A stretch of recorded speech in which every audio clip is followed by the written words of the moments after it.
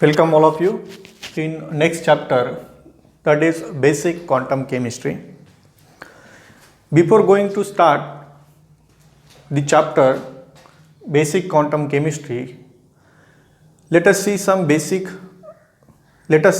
start the chapter by considering some basic concepts or history of discovery of atom and different models of atom.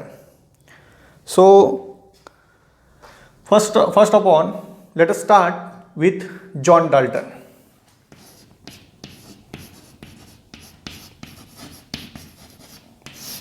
You know Dalton's atomic model. According to Dalton, matter is composed of extremely small and indivisible particle called as atom. Matter is composed of extremely small and indivisible particle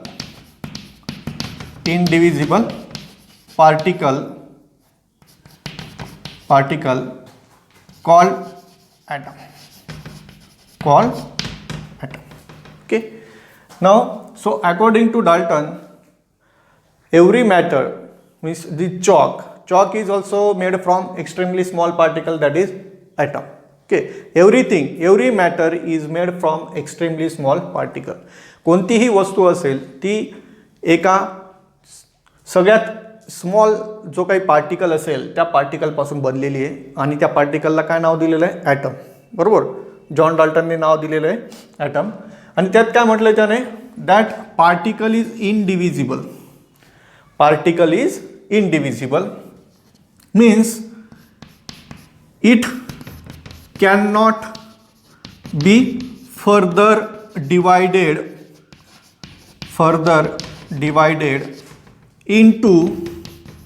into subatomic particles. So this is concept of John Dalton. त्याचं म्हणणं काय आहे, ॲटमला पुन्हा further divide करू शकत नाही आपण, म्हणजे ॲटममध्ये पुन्हा सब ॲटॉमिक पार्टिकल्स असू शकत नाही असं डाल्टनने कन्सिडर केलेलं आहे. होल ॲटम त्याने काय हार्ड स्पियर मीन्स त्याच्यात दुसरे कोणतेही पार्टिकल नसणार आहेत, एक होल ॲटम असेल फक्त, त्याचा पुन्हा डिव्हिजन होणार नाही, तो दोन वेगवेगळ्या सब ॲटॉमिक पार्टिकल्समध्ये त्याचं डिवायडेशन होऊ शकत नाही. Okay.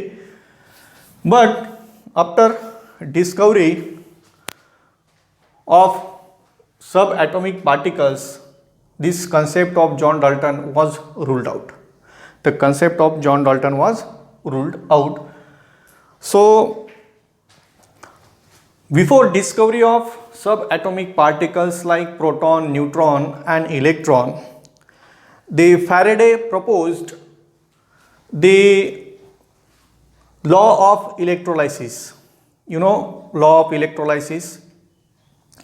Any substance, when electricity is passed through the solution of particular substance, then that solution will conduct that electricity which is passed through it. म्हणजे एखाद्या सबस्टन्सचं जर सोल्युशन बनवलं आणि त्याच्यातून जो इलेक्ट्रिसिटी पास केली तर ती इलेक्ट्रिसिटी पास होणार आहे. म्हणजे काही जे सबस्टन्सेस असतात त्यांचं सोल्युशन इलेक्ट्रिसिटी कंडक्ट करत असतं किंवा तिथून इलेक्ट्रिसिटी पास होऊ शकते. That is called as electrolysis. So according to Faraday, matter is electrical in nature. म्हणजे त्यावेळेस काय झालं, फॅरेडेने जो एक्सपेरिमेंट केला, फॅरेडेने एक्सपेरिमेंट केल्यानंतर त्याने असं सांगितलं की काही सबस्टन्सेस असे आहेत त्यांचं जर सोल्युशन बनवलं त्याच्यातून इलेक्ट्रिसिटी पास होते. मग इलेक्ट्रिसिटी पास केव्हा होऊ शकते, जेव्हा त्या सबस्टन्सेसमध्ये पॉझिटिव्ह निगेटिव्ह चार्जेस असतील. म्हणजे ज्याचा अर्थ काय, मॅटर हे कसं आहे, इलेक्ट्रिकल इन नेचर म्हणजे ते कोणत्या तरी चार्ज पार्टिकल्सपासून बनलेलं असावं. Every matter is made from charge particles. मग फॅरेडेने काय सांगितलंय, Faraday according to Michael Faraday, matter is matter is electrical in nature. Matter is electrical in nature. Okay, असं फॅरेडेने आपल्याला सांगितलं आहे. So scientist try to discover this electrical nature of matter. Michael फॅरेडेने experiment, इलेक्ट्रोलायसिसचा experiment केल्यानंतर हे prove करून दिलं होतं की मॅटर हे इलेक्ट्रिकल इन नेचर आहे असं त्याने कन्फर्म केलेलं होतं.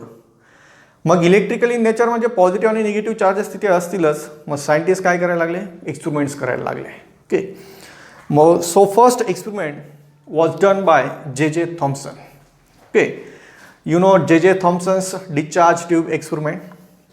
जे थॉम्सन्स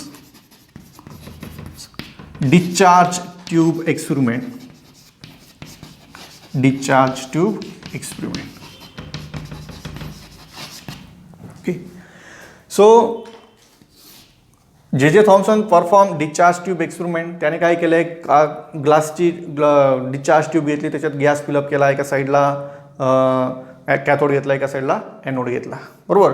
आणि त्याला असं दिसून आलं की ॲनोडकडून कॅथोडकडून ॲनोडकडे त्याला रेज जाताना दिसले. ओके, काही रेज त्याला जाताना दिसले. त्या कॅथोडपासून इमिट झाले होते म्हणून त्याने काय नाव दिलं, त्यांना कॅथोड रेज असं नाव दिलं.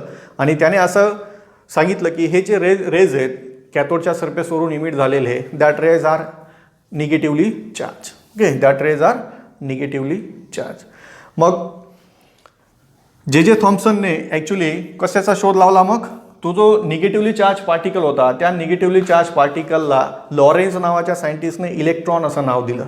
ओके, पण ॲक्च्युली डिस्कवर कोणी केला होता, तो जे थॉम्सनने. So first electrical particle discovered by J Thomson is electron. So electron was discovered by J Thomson. J थॉम्सनने काय केलं, इलेक्ट्रॉनचा शोध लावला. ओके, मग इलेक्ट्रॉनचं माहिती आहे तुम्हाला, इलेक्ट्रॉनचा चार्ज किती आहे, 1.609 इंटू 10⁻⁻⁻19 कुलॉम्स. ओके, त्याचं वेट होतं 1.675 into 10⁻31 kg. Sorry, 9.11 into 10⁻31 kg is the mass of electron. Okay, mass of electron. This is mass of electron. So electron was discovered by J. Thomson and it was named as electron by Lorentz. Okay, लॉरेन्सने त्याला electron असं नाव दिलेलं होतं. त्यानंतर इलेक्ट्रॉनचा शोध लागला. इलेक्ट्रॉनचा शोध लागल्यानंतर काही सायंटिस्ट पुन्हा त्याच्यावर विचार करू लागले, जर निगेटिव्हली चार्ज पार्टिकल जर प्रेझेंट असेल मॅटरमध्ये किंवा ॲटम्समध्ये, तर मग तिथे पॉझिटिव्हली चार्ज पार्टिकलसुद्धा असलाच पाहिजे. मग जे थॉम्सनच्या एक्सपेरिमेंटनंतर गोल्डस्टेनने पुन्हा एक एक्सपेरिमेंट परफॉर्म केला, डिस्चार्ज ट्यूबचा एक्सपेरिमेंट. ओके, त्याने गॅस फिलअप केला हाय प्रेशरचा.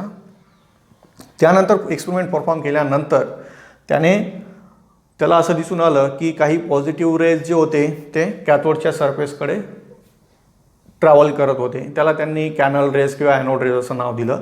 आणि ते जे पॉझिटिव्हली चार्ज रेज तिकडे मूव्ह होत होते ते काय होते, तर ते पॉझिटिव्हली चार्ज पार्टिकल्स होते. ओके, आणि ते पॉझिटिव्हली चार्ज पार्टिकल्स म्हणजेच काय, त्यांना काय नाव दिलं नंतर त्याने, प्रोटॉन असं नाव दिलं. मग ते प्रोटॉनचा शोध कोणी लावला, proton was discovered by Goldstein. Proton was discovered by Goldstein. इलेक्ट्रॉनचा चार्ज मायनस, प्रोटॉनचा charge plus 1.609 into 10⁻⁻19 coulomb. Okay, आणि प्रोटॉनचं वेट आहे 1.675 into 10⁻⁻27 kg is the mass of proton. Okay, this is mass of proton. So electron discovered by J. Thomson, proton discovered by Goldstein. After discovery of proton and electron, scientists trying to arrange this electron and proton in an atom. हे जे electron आणि protons आहेत यांची arrangement कशी असेल याच्यावर विचार करू लागले. मग ह्या अरेंजमेंटच्या बाबतीतलं पहिलं जे मॉडेल आहे ते प्रपोज केलं जे जे थॉम्सनने. That model is called as J J Thomson's watermelon model or plum pudding model.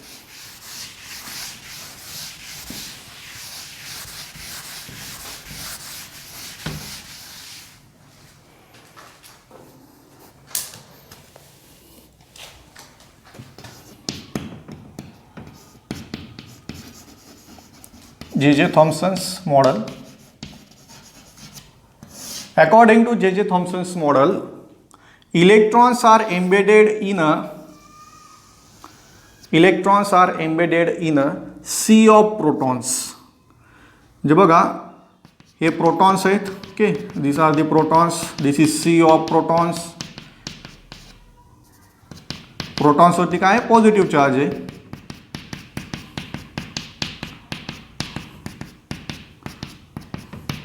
Watermelon model असं सुद्धा म्हटलं जातं याला, किंवा plum pudding model. Okay, watermelon model म्हणजे काय बघा, वॉटरमेलन असं नाव का दिलेलं आहे.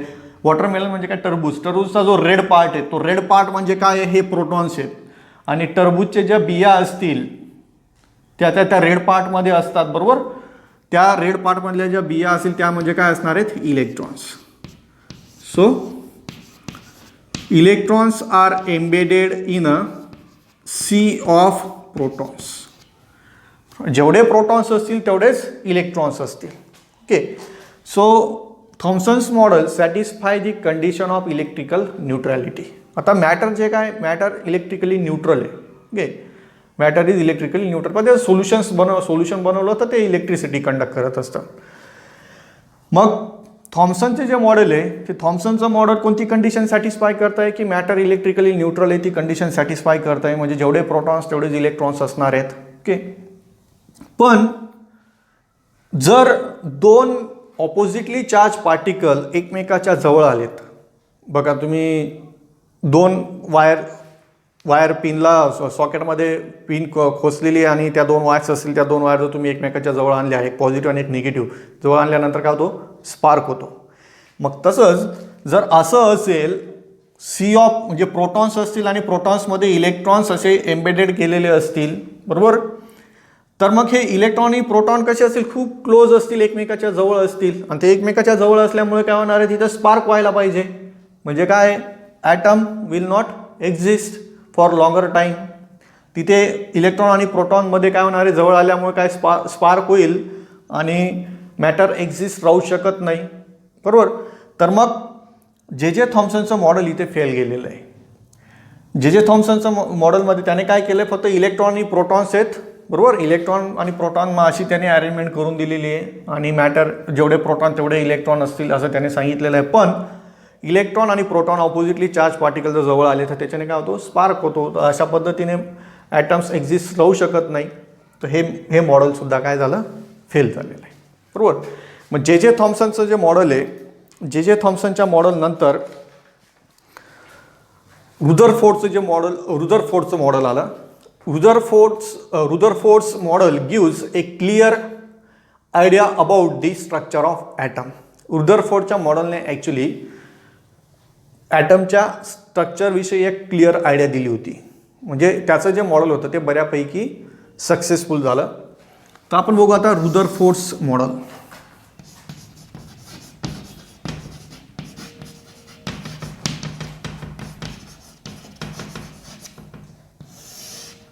रुदरफोर्ड्स मॉडेल. आता रुदरफोर्डचं जे मॉडेल आहे, रुदरफोर्डने जो शोध लावलेला आहे स्ट्रक्चरच्या ॲटमच्या स्ट्रक्चरविषयी, त्याची थोडी एक कहाणी आहे. रुदरफोर्ड हा एक सायंटिस्ट होता. त्याच्या अंडर काही रिसर्च करणारे स्टुडंटसुद्धा होते. मग जेव्हा एक नवीन स्टुडंट त्याच्याकडे रिसर्च करण्यासाठी आला, त्याच्या लॅबला आला, न्यू स्टुडंट, त्याचं नाव सांगता येणार नाही मला, तरी मार्क्स टेलन असं काहीतरी नाव आहे त्याचं. तो त्याच्याकडे न्यू स्टुडंट रिसर्च करण्यासाठी त्याच्या लॅबमध्ये आला. आता कसं असतं, जेव्हा नवीन स्टुडंट येतो रिसर्च करण्यासाठी, त्याला काही डायरेक्टली नवीन काहीतरी नोवेल असं वर्क दिलं जात नाही करण्यासाठी.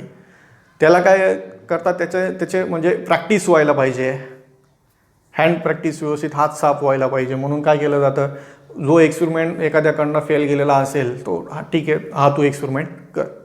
मग रुदरफोर्डने काय केलं, रुदरफोर्डने त्याला जो आधीचा जो एक्सपेरिमेंट होता डिस्चार्ज ट्यूबमधून, त्याने काय केलं होतं, अल्फा पार्टिकल पास केलेले होते. रुदरफोर्डने एक एक्सपेरिमेंट केला होता, एक अल्फा पार्टिकल घेतला, एक रेडिओ ॲक्टिव्ह सबस्टन्स घेतला, बरोबर. रेडिओ ॲक्टिव्ह सबस्टन्स घेऊन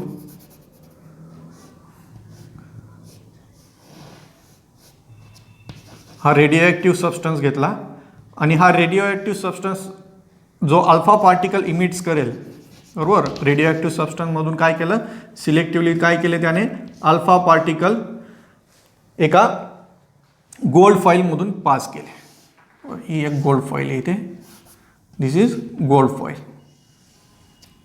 it is also called as Rutherford's gold foil experiment. This is gold foil. Radioactive substance emits alpha, beta and gamma particle, हे तुम्हाला माहिती आहे. रुदरफोर्डने जो एक्सपेरिमेंट केलेला आहे तो एक्सपेरिमेंट करायच्या आधी काय झालं होतं, रेडिओ ॲक्टिव्हिटीचा शोध लागून गेलेला होता. मग त्याने काय केलं, एक रेडिओ ॲक्टिव्ह सबस्टन्स घेतला आणि त्या रेडिओ ॲक्टिव्ह सबस्टन्सपासून सिलेक्टिव्हली काय केले त्याने, अल्फा पार्टिकल गोल्ड फॉईलमधून पास केलेले होते. आणि इथे एक त्याने स्लिट ठेवलेली होती, बरोबर. फोटोग्राफिक प्लेट होती, zinc sulphide coated photographic plate होती. हा एक्सपेरिमेंट रुदरफोर्डने केलेला होता आधी, किंवा अजून दुसरे कोणी त्याच्या लॅबमध्ये जे स्टुडंट्स असतील त्यांनी केलेला असेल. हा जो न्यू स्टुडंट आला त्याने काय केलं, ही जी फोटोग्राफिक प्लेट होती, ही जी प्लेट होती फोटोग्राफिक प्लेट, झिंक सल्फाईडची त्याला कोटिंग होती, जेणेकरून रेस त्याच्यावर झिंक सल्फाईडच्या कोटिंगवरती इन्सिडंट झाल्यानंतर तिथे फ्लुरोसन्स जनरेट व्हायला पाहिजे, म्हणजे एक लाईट जनरेट होतो. मग ह्या स्टुडंटने काय केलं, ही जी फोटोग्राफिक प्लेट आहे ही अशी न अरेंज करता त्याने अशी सर्क्युलर पाथमध्ये अरेंज केली. So this is courage of the student. Okay, त्याने ती आयडिया तिथे यूज केली. अशा पद्धतीने ती फोटोग्राफिक प्लेट त्याने अरेंज केली.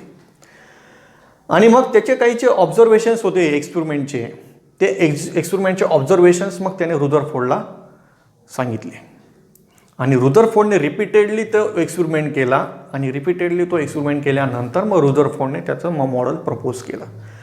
पण हे कशामुळे, तो जो नवीन स्टुडंट आला होता त्याने जे करेज, त्याने जी हिंमत दाखवली की आपण अशा पद्धतीने काहीतरी करू शकतो, त्याने अशा पद्धतीने प्लेटची म्हणजे छोट्या छोट्या गोष्टी असतात रिसर्च करत असताना, त्या खूप इम्पॉर्टन्स असतात. आणि त्याचे काही ऑब्झर्वेशन्स होते, observations of that experiment not neglected by that student.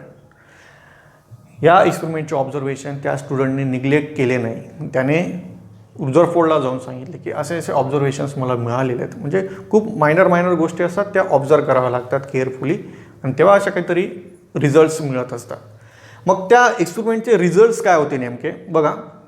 Wien alpha particle is pass through the gold foil, okay, so most of alpha particles are pass through that gold foil. ज्या बरेच alpha particle काय झाले, त्या gold फॉईलमधून pass झालेत. Okay, then few alpha particles are deflected by angle less than 90 degree. Deflected by angle less than 90 degree. बऱ्याच जास्तीत जास्त रेज होते ते तिथून गोल्ड फॉईलमधून पास झाले. काही जे अल्फा पार्टिकल होते ते 90 डिग्रीपेक्षा कमी अँगलने डिफ्लेक्ट झाले. म्हणजे बघा, हा 90चा अँगल, बरोबर, या दोघांमध्ये, ह्याच्यामध्ये आणि हा रे आणि या प्लेटमध्ये बघा, हा रे आणि ही प्लेट, याच्यामध्ये कोणता अँगल आहे, 90चा अँगल आहे. आणि हा डिफ्लेक्ट झालेला आहे, हा रे जो डिफ्लेक्ट झालेला आहे याचा अँगल काय, 90पेक्षा कमी. सो काही जे अल्फा पार्टिकल होते ते 90 डिग्रीपेक्षा कमी अँगलने डिफ्लेक्ट झालेत. त्यानंतर अजून काही जे very few alpha particles, most of alpha particle pass through gold foil, few alpha particles deflect by angle less than 90 degree, and very few alpha particles deflected by angle greater than 90 degree. Okay, and very few alpha particles are deflected by angle 180 और return back to the source. म्हणजे बघा, जास्तीत जास्त alpha particle pass झाले, काही particle deflect झाले लेस than 90 degree angle, खूप कमी प्रमाणात कमी प्रमाणात पार्टिकल अल्फा पार्टिकलचे जे रेज होते ते 90 डिग्रीपेक्षा जास्त अँगलने डिफ्लेक्ट झाले आणि क्वचित बरोबर 10,000मध्ये एखादा अल्फा पार्टिकल हा रिटर्न आलेला आहे. Return to its original direction, ज्या डायरेक्शनने गेला आहे त्याच डायरेक्शनने रिटर्न आलेला आहे. बरोबर.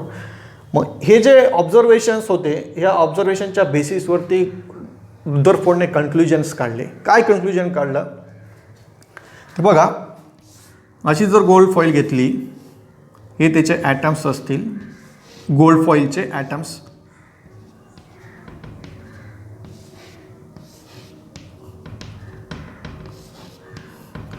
Most of alpha particle pass झालेले आहेत, इथून पास झालेले आहेत, इथून पास झालेले आहेत.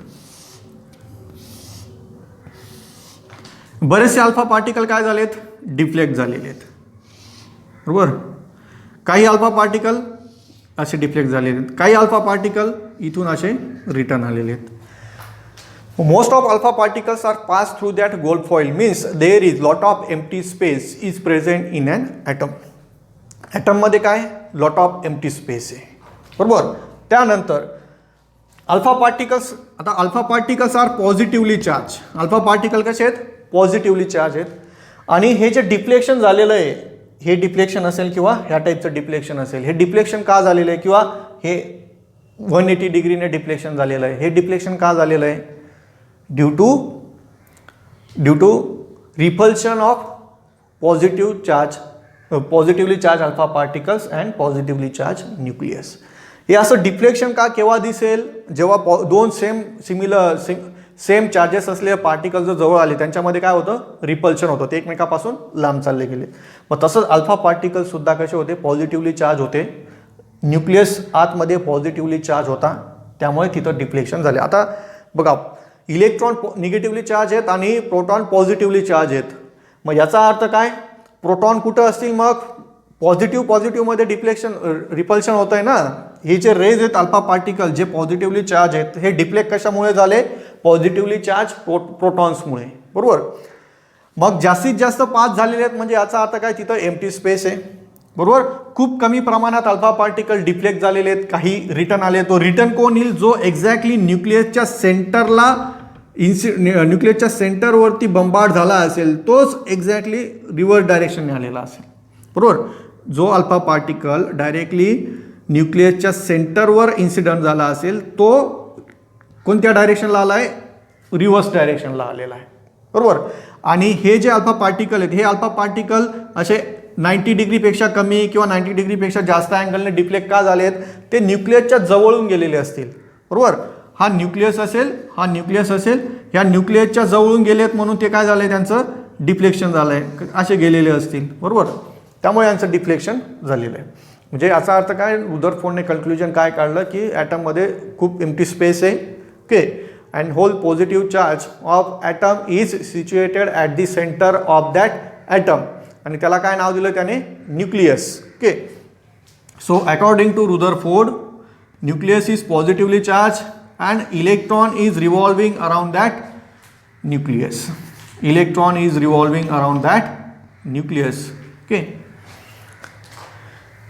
सो मेजर एक इथे पिक्चर क्लिअर झालं ॲटमच्या बाबतीत की सेंटरला न्यूक्लियस आहे आणि न्यूक्लियसमध्ये काय टोटल पॉझिटिव्ह चार्ज प्रेझेंट आहे. अँड होल मास ऑफ, अजून त्याने एक कन्क्लुजन सांगितलं, whole mass of atom is situated at the centre of nucleus. म्हणजे टोटल जे काही मास आहे ॲटमचं ते कुठं असणार आहे, त्या न्यूक्लियसमध्येच असणार आहे. आणि त्यानंतर त्याने अजून एक गोष्ट सांगितली, along with proton some other neutral particle is also present in a nucleus. म्हणजेच काय, रुदरफोर्डने एक न्यूट्रल पार्टिकलसुद्धा, प्रोटॉनसोबत अजून एक न्यूट्रल पार्टिकल त्या न्यूक्लियसमध्ये प्रेझेंट आहे असं रुदरफोर्डने सांगितलं होतं. But Rutherford unable to discover that neutral particle. तो त्या न्यूट्रल पार्टिकलचा शोध रुदरफोर्ड लावू शकला नाही. आणि न्यूट्रल पार्टिकल आणि प्रोटॉन ते कलेक्टिव्हली कुठं असतात, ॲटमच्या न्यूक्लियसमध्ये असतात असं रुदरफोर्डने सांगितलं होतं. मग रुदरफोर्डच्या मॉडेलचे ड्रॉबॅक्स काय आहेत बघा. रुदरफोर्डने गोल्ड फॉईलचा एक्सपेरिमेंट केला, रेडिओ ॲक्टिव्ह सबस्टन्स घेतला, अल्फा पार्टिकल सिलेक्टिव्हली पास केले गोल्ड फॉईलमधून, त्याचे काही ऑब्झर्वेशन्स आले, त्याच्या बेसिसवर त्याने कन्क्लुजन काढलं. सेंटरला न्यूक्लियस असेल, न्यूक्लियसमध्ये प्रोटॉन आणि अजून एक न्यूट्रल पार्टिकल असेल. त्यानंतर होल मास जे असेल ॲटमचं ते कुठे सिच्युएटेड झालेलं असेल, न्यूक्लियसमध्ये सिच्युएट झालेलं असेल. आणि इलेक्ट्रॉन जे असतील ते इलेक्ट्रॉन त्या न्यूक्लियसच्या सराउंडिंगला रिव्हॉल्व होत असतील. ओके, असं कन्क्ल्युजन त्यावेळेस रुदरफोर्डने केलेलं होतं. ठीक आहे. त्यानंतर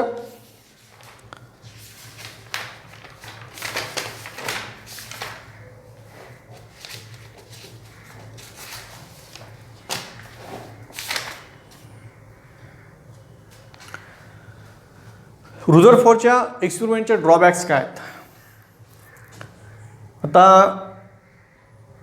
जेव्हा रुदरफोर्डने एक्सपेरिमेंट केला त्यावेळेस मॅक्सवेल इलेक्ट्रोमॅग्नेटिक रेडिएशन, मॅक्सवेलची इलेक्ट्रोमॅग्नेटिक रेडिएशनची थेअरी प्रपोज केलेली होती त्याने. According to Maxwell electromagnetic theory of radiation, when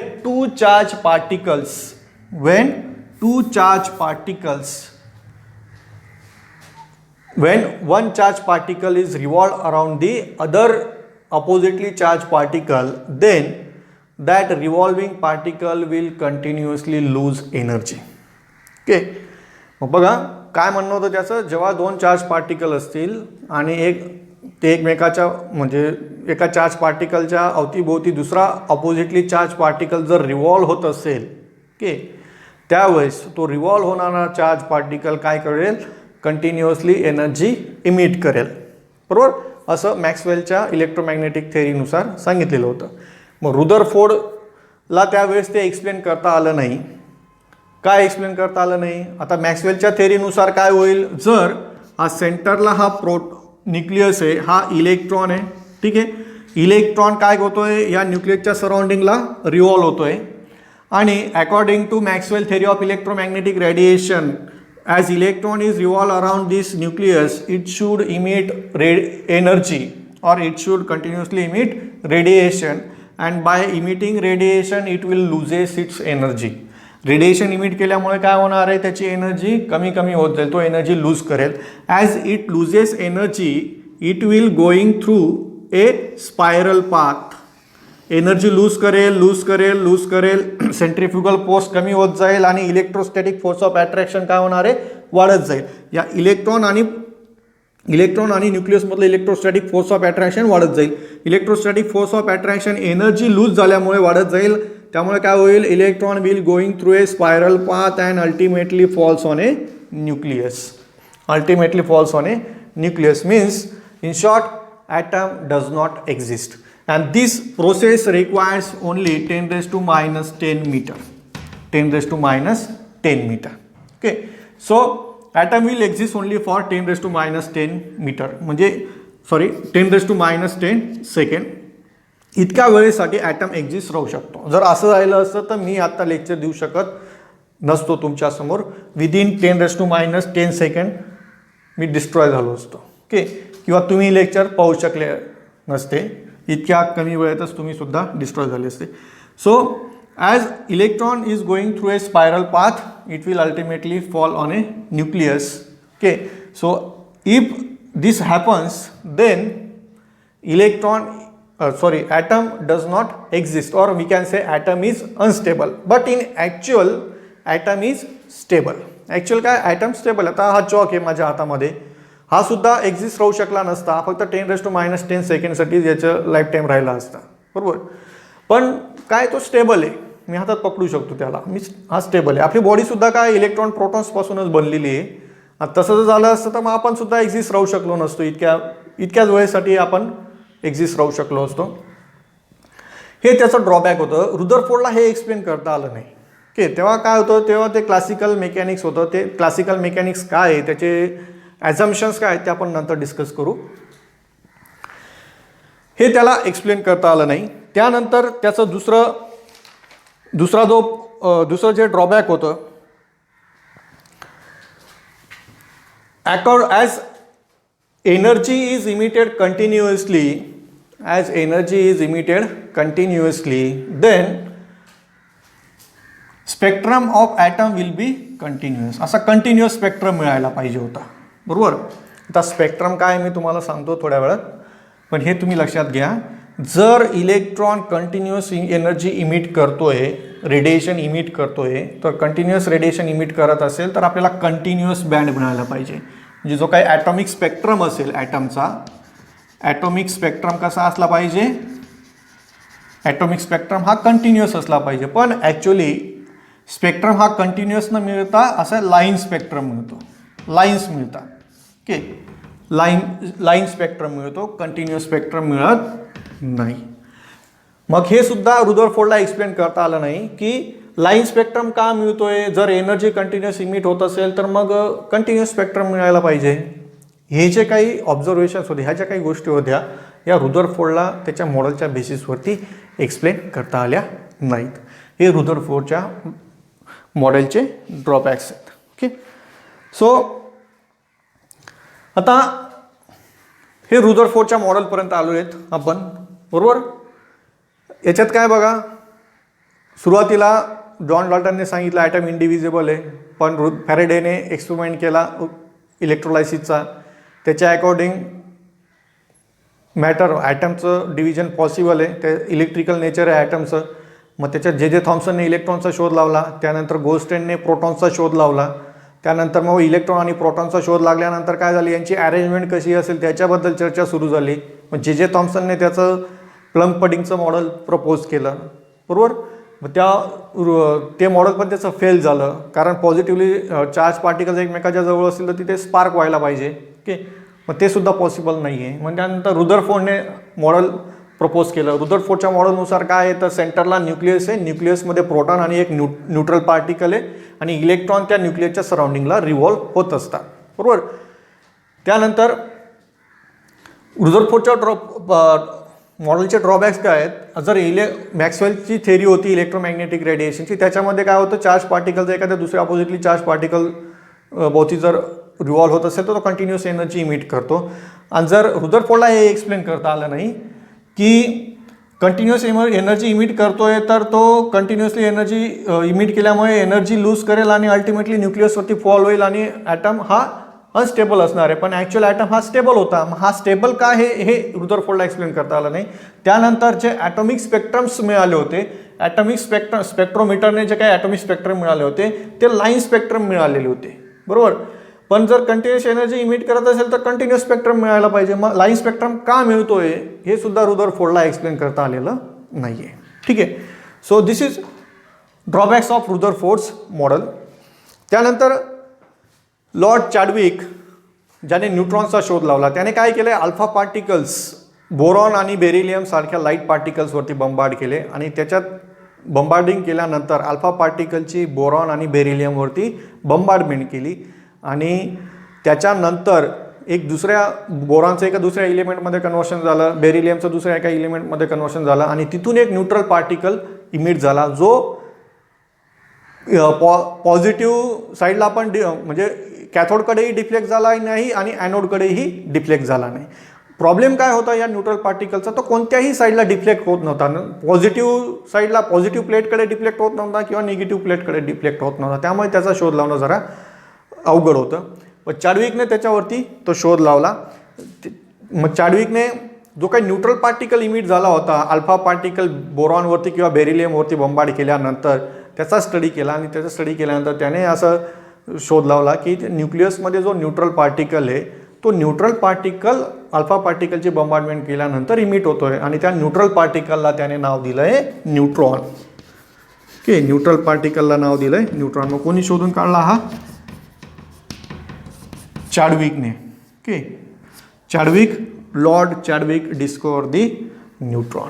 okay, न्यूट्रॉनचा शोध हा चॅडविकने लावलेला आहे.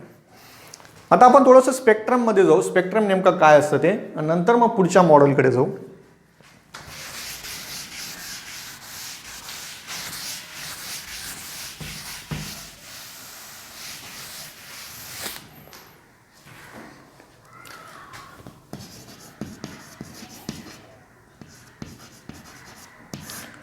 Spectrum, it is impression produced on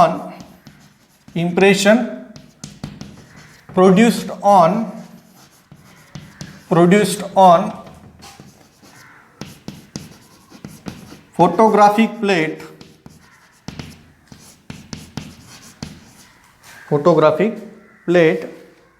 when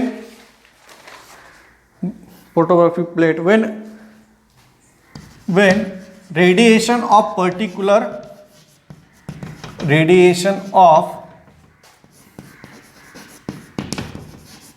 particular wavelength is passed through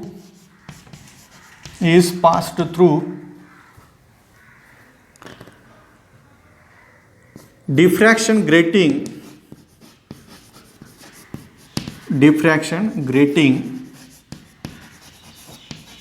or prism. Okay, or prism. This is called as spectrum.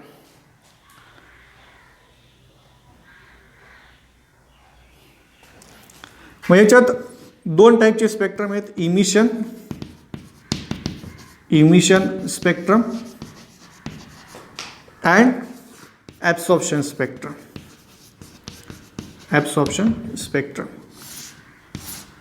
आता बघा काय, suppose ही एक discharge tube आहे. ओके, ही एक प्लसला, हे मायनसला. या डिस्चार्ज ट्यूबमध्ये तुम्ही भरलेला आहे H2 gas.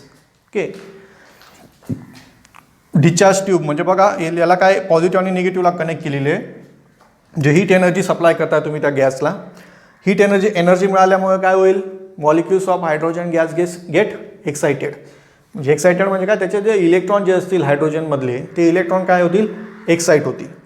Wien this excited electron return back to the ground state, हा एक्साइटेड स्टेटला जो इलेक्ट्रॉन आहे हा जेव्हा ग्राउंडला रिटर्न येईल तेव्हा काय होईल, एनर्जी इमिट होईल, रेडिएशन इमिट होईल. So when excited electron return backs to the ground state it will emit radiation. इथे एक स्लिट यूज केलेली असेल particularly. And when this radiation is pass through diffraction grating or prism. Okay, so diffraction of light takes place and it will incident on photographic plate. This is what photographic plate. This is photographic plate.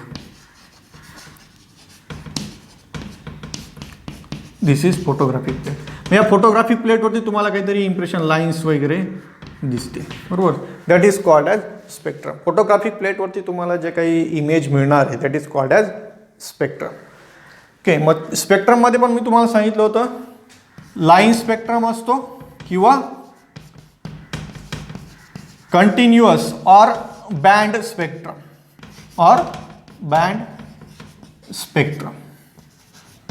Line spectrum और continuous, असे दोन टाईपचे spectrum असतात. हा झाला कोणता, emission spectrum. When excited electron return backs to the ground state it will emit radiation. Light emit करतोय म्हणून तो इमिटेड लाईट आपण कुठून पास करतोय, प्रिझम किंवा डिफ्रॅक्शन ग्रेटिंगमधून पास करतो आणि मग आपल्याला इथे काहीतरी एक इमेज मिळते, बरोबर. मग इमिट झालेलं रेडिएशन पास केल्यानंतर आपल्याला स्पेक्ट्रम मिळतोय म्हणून त्याला काय म्हटलेलं आहे, इमिशन स्पेक्ट्रम. जर सपोज तुम्ही एक स्लिटमधून रेस पास केले, बरोबर. रेस पास केल्यानंतर ते एका सॅम्पलमधून पुन्हा पास केले. इथे काहीतरी एक सॅम्पल असेल, इथं पास होईल. मग हे जे रेडिएशन असेल, Wien this radiation is pass through this sample, so some amount of energy of this incident radiation is utilized to excite some amount of radiation or energy of this radiation is absorbed by this sample and remaining transmitted light. Okay, this transmitted light, this is what, हा इथून pass होतोय. हे radiation काय होईल, pass झाल्यानंतर हे sample काय करणार आहे, त्या रेडिएशनची एनर्जी ॲब्सॉर्ब करून घेईल. ॲब्सॉर्ब झाल्यानंतर जे काही ट्रान्समिटेड लाईट असेल, दिस इज ट्रान्समिटेड लाईट. हा ट्रान्समिटेड लाईट जर तुम्ही नंतर प्रिझममधून किंवा डिफ्रॅक्शन ग्रेटिंगमधून पास केला आणि तुम्हाला जेव्हा काही जो स्पेक्ट्रम मिळणार आहे, बरोबर, तो जो काही स्पेक्ट्रम मिळणार आहे that is called as absorption spectrum. Okay, so it correspond to दी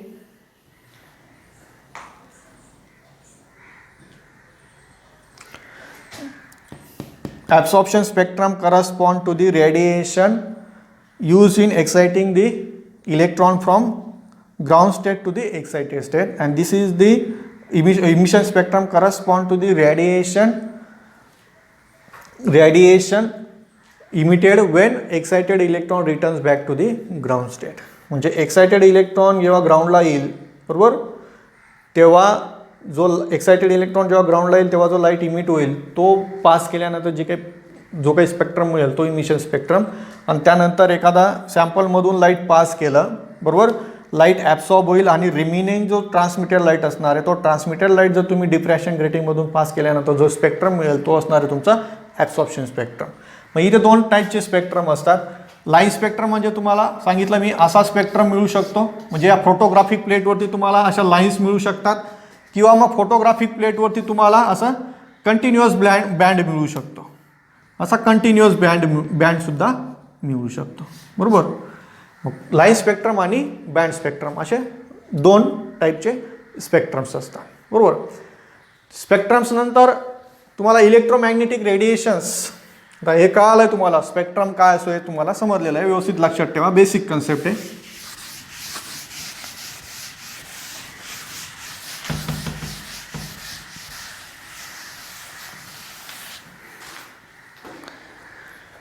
त्यानंतर तुम्हाला इलेक्ट्रोमॅग्नेटिक रेडिएशन, आता मी मगाशी बोललो होतो इलेक्ट्रोमॅग्नेटिक रेडिएशन.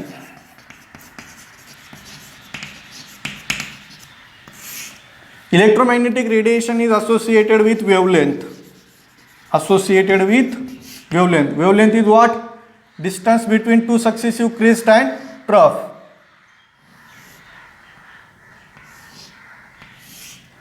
हे जे डिस्टन्स असेल, this is crest and this is trough, या दोघांमधलं जे डिस्टन्स असेल ते काय असणार आहे? वेवलेंथ. This is wavelength. त्यानंतर दुसरं येतं amplitude. Amplitude. What is amplitude? The maximum distance from the mean position, which is denoted by A. हे जे डिस्टन्स आहे this is A. Maximum distance म्हणजे ही मीन पोझिशन आहे. ओके, ही मीन पोझिशन, मीन पोझिशन पासून हे मॅक्झिमम डिस्टन्स हे जे असेल this distance is called as amplitude. त्यानंतर third is frequency. Frequency denoted by nu. Okay, number of waves passing through a particular point, okay, in 1 second. म्हणजे हे particular wavelength unit आहे. Number of complete wavelength units passing through a particular point in 1 second is called as frequency और पर second. पर second म्हणजे एका सेकंदामध्ये या particular पॉईंटमधून असे complete wavelength, this is complete wavelength unit. Okay, असे complete wavelength unit किती pass होतात that is called as frequency. जर एका सेकंदामध्ये असे 10 कंप्लीट वेवलेंथ युनिट या पॉईंटमधून जर पास होत असतील तर फ्रिक्वेन्सी असणार आहे 10 पर सेकंड. पर सेकंडमध्ये असणार आहे. त्यानंतर हे जे पुन्हा हर्ट्झसुद्धा एक युनिट आहे फ्रिक्वेन्सीचं. ओके, सो फ्रिक्वेन्सी डिनोट केली जाते न्यूने. त्यानंतर चौथी कन्सेप्ट येते याच्यात wave number. What is wave number? Wave number is denoted by new bar. Okay, so it is what? Number of waves, number of waves per centimetre. Per centimetre म्हणजे suppose हे 1 centimetre distance आहे, this is 1 centimetre distance. या 1 centimetre डिस्टन्समध्ये किती wavelength units आहेत? Okay, जे हे एक wavelength unit 2, 3, 4 असे जे number of waves per centimetre, एका सेंटीमीटर डिस्टन्समध्ये किती वेवलेंथ युनिट्स तिथे आहेत ते म्हणजेच काय असणार आहे? Wave number. Wave number is also called as reciprocal of wavelength. It is also called as reciprocal of wavelength. Okay, so ह्या इलेक्ट्रोमॅग्नेटिक रेडिएशनशी रिलेटेड काही गोष्टी होत्या, त्या इन शॉर्ट तुम्हाला कामाच्या आहेत म्हणून मी त्या इथं डिस्कस केलेल्या आहेत. त्यानंतर आता बघा आपण जाणार आहेत बोर्स मॉडेलकडे. Okay, we are going towards a Bohr's model.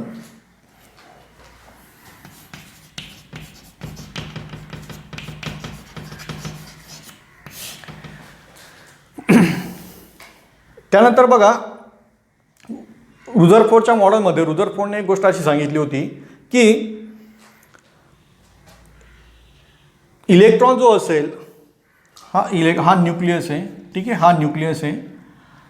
हा जो इलेक्ट्रॉन असणार आहे हा इलेक्ट्रॉन न्यूक्लियसपासून तर ॲटमचं जे काही जी रेडियस असेल बरोबर तिथपर्यंत कोणतीही पोझिशन ऑक्युपाय करू शकतो. म्हणजे इलेक्ट्रॉन इथे पण असू शकतो, इथे असू शकतो, इथे असू शकतो, इथे असू कुठेही असू शकतो. न्यूक्लियसपासून ते जे काही ॲटमचं जे काही तेवढं रेडियस असेल तेवढ्या रेडियसमध्ये इलेक्ट्रॉन कुठेही असू शकतो असं रुदरफोर्डने त्याच्या मॉडेलमध्ये प्रपोज केलं होतं.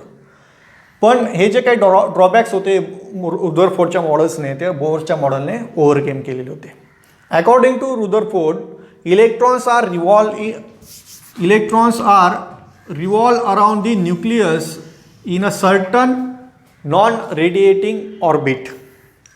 रुदरफोर्ड काय म्हणतोय, electrons are revolve around the nucleus in a certain non radiating orbit, certain non radiating orbit, and these orbits are called as stationary states. जे बघा इलेक्ट्रॉन्स काय असणार, कुठे रिव्हॉल्व होणार आहेत, एका पर्टिक्युलर ऑर्बिटमध्ये रिव्हॉल्व होणार आहेत. इलेक्ट्रॉन एका पर्टिक्युलर ऑर्बिटमध्ये रिव्हॉल्व होणार आहेत. त्याच्यात त्याने काय वर्ड यूज केलेला आहे, electrons revolve in a non radiating orbit. As long as electron is revolve in a particular orbit it will not radiate energy. म्हणजे तो एनर्जी इमिट करणार नाही. जोपर्यंत इलेक्ट्रॉन एका पर्टिक्युलर ऑर्बिटमध्ये तोपर्यंत एनर्जी इमिट करणार नाही असं बोहरने त्याच्या मॉडेलमध्ये सांगितलं होतं. त्यानंतर हे जे ऑर्बिट्स आहेत हे ऑर्बिट्सला त्याने काय नाव दिलं आहे, stationary states or stationary levels. आणि त्यांना नाव दिले होते ESL n is equal to 1, n is equal to 2, n is equal to 3, n is equal to 4, K L M N अशा शेल्स म्हणतो आपण त्यांना, स्टेशनरी स्टेट. जे याचा अर्थ काय होतं, electron is not stationary. Electron त्या ऑर्बिटमध्ये रिव्हॉल्व होणार आहे. इलेक्ट्रॉन स्टेशनरी राहणार नाही, म्हणजे इलेक्ट्रॉन काही एका जागेवरती बसून राहणार नाही आहे, तो रिव्हॉल्व होणार आहे. पण जोपर्यंत इलेक्ट्रॉन त्या पर्टिक्युलर ऑर्बिटमध्ये तोपर्यंत तो एनर्जी इमिट करणार नाही असा त्याचा अर्थ होतो आहे. त्यानंतर रुदरफोर्डने बोर्सने काय सांगितलं होतं, angular momentum of that particular orbit is quantize. म्हणजे electron is revolve in a particular orbit whose angular momentum is quantize. म्हणजे ज्या ऑर्बिटचं अँग्युलर मोमेंटम असतं MVR is equal to NH/2π. म्हणजे NH/2π इंट्रिगल मल्टिपल असलं पाहिजे अँग्युलर मोमेंटम ऑर्बिटचं, तरच त्या ऑर्बिटमध्ये इलेक्ट्रॉन रिव्हॉल्व होणार आहे. ओके, आणि जोपर्यंत इलेक्ट्रॉन एका ऑर्बिटमध्ये रिव्हॉल्व होतोय तो एनर्जी इमिट करणार नाही. त्यानंतर इलेक्ट्रॉन केव्हा एनर्जी इमिट करेल किंवा ॲब्सॉर्ब करेल, जेव्हा तो एका पर्टिक्युलर ऑर्बिटमधून दुसऱ्या पर्टिक्युलर ऑर्बिटमध्ये जाईल. म्हणजे सपोज इलेक्ट्रॉनने जर एनर्जी ॲब्सॉर्ब केली तो ह्या ऑर्बिटमधून इकडे जाईल, किंवा इलेक्ट्रॉनने जर एनर्जी इमिट केली तर तो हायर ऑर्बिटमधून लोअर ऑर्बिटला येईल. हे रुदरफोर्डच्या मॉडेलचे ॲझम्पशन्स होते, बरोबर. मग रुदरफोर्डच्या मॉडेलचे ड्रॉबॅक्स काय, रुदरफोर्डच्या मॉडेलचे ड्रॉबॅक्स काय होते, तर रुदरफोर्डच्या मॉडेलचे ड्रॉबॅक्स असे होते, रुदरफोर्डने जो काही स्पेक्ट्रम एक्सप्लेन केला होता, ओके,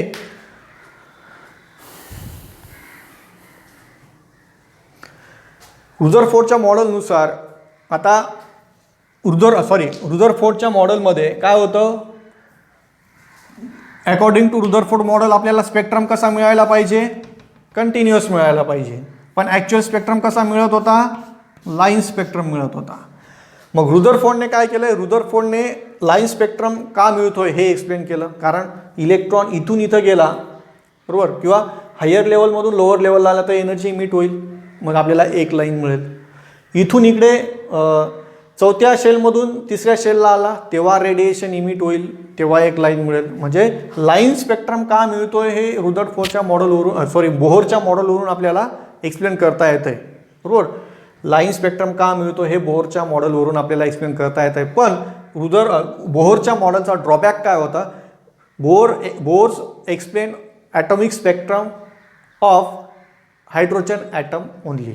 बोहरच्या मॉडेलच्या बेसिसवरती फक्त आपल्याला हायड्रोजन आणि हायड्रोजन लाईक ॲटम, म्हणजे हायड्रोजनमध्ये काय असतो, एकच इलेक्ट्रॉन असतो. जे सिंगल इलेक्ट्रॉन असलेले जे काही स्पेसीज असतील, ओके, जे काही इलेमेंट्स असतील त्यांचाच ॲटॉमिक स्पेक्ट्रम बोहरच्या मॉडेलच्या बेसिसवरती एक्सप्लेन करता येत होता बरोबर. कारण का ज्या काही लाईन्स होत्या, म्हणजे एकपेक्षा जास्त इलेक्ट्रॉन जेव्हा होता, म्हणजे हेलियम असेल, लिथियम असेल, यांचे जे स्पेक्ट्रम्स होते, या स्पेक्ट्रम्समध्ये काय होतं, जी काही स्पेक्ट्रमची जी लाईन मिळत होती त्या लाईनमध्ये अजून काही डिस्क्रीट लाईन्स होत्या, फाईन लाईन्स होत्या. एकच लाईन नव्हती ती, त्या खूप छोट्या छोट्या छोट्या लाईन्स अशा एकमेकाच्या जवळ होत्या, त्यामुळे त्याला एक लाईन दिसत होती बरोबर.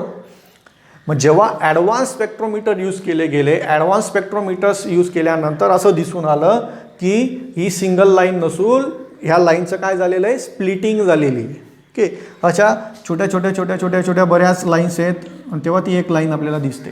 मग ही लाईनची स्प्लिटिंग का झालेली आहे, ओके, ह्या सिंगल लाईनची स्प्लिटिंग का झालेली आहे, का असा आपल्याला स्प्लिट झालेला स्पेक्ट्रम का दिसतोय, हे बोहरच्या मॉडेलच्या बेसिसवरती एक्सप्लेन करता येत नव्हतं.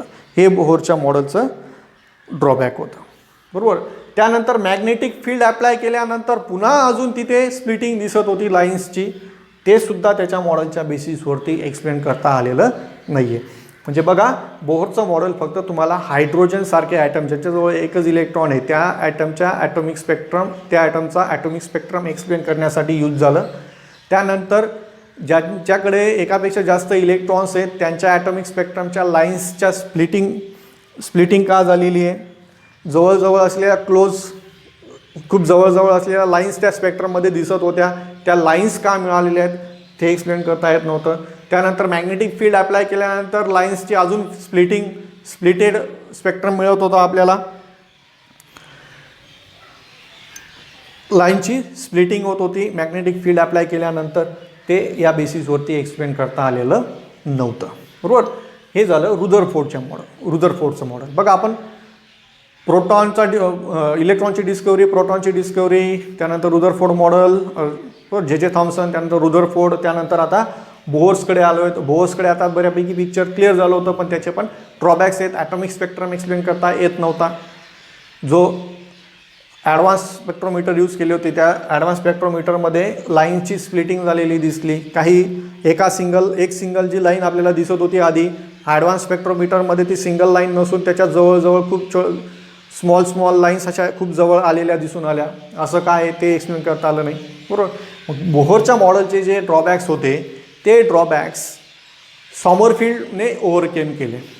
सॉमरफिल्डने असं सांगितलं की हे जे एक ऑर्बिट आहे, ही जी एक शेल आहे बरोबर,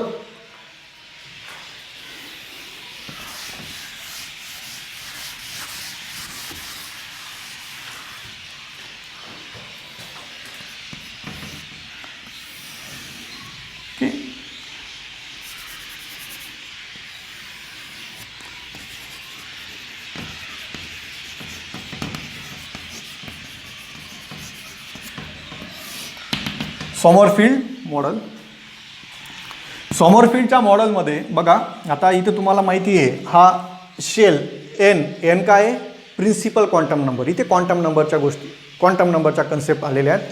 हा जो पार्ट होता बोहरचं मॉडेल होतं, बोहरच्या मॉडेल्सपर्यंत क्लासिकल मेकॅनिक्सचा स्टडी केला जात होता. क्लासिकल मेकॅनिक्स काय आहे आपल्याला तेच पाहायचं आहे, क्लासिकल मेकॅनिक्स, आणि त्याच्यानंतरचं पुढचं जे आहे ते क्वांटम मेकॅनिक्स. हे पहिल्यापासून मी का सांगत आलो आहे तुम्हाला, कारण हे बेसिक जर तुम्हाला माहिती असेल तर नेमकं क्वांटम मेकॅनिक्स का सुरू झालेलं आहे, क्वांटम मेकॅनिक्सची गरज काय आहे हे तुम्हाला लक्षात येईल.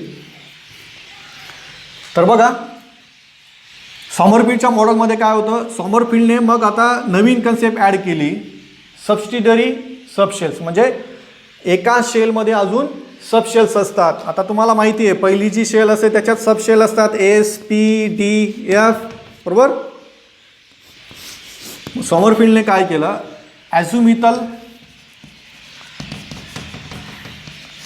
ॲझ्युमिथल क्वांटम नंबर इंट्रोड्यूस केला.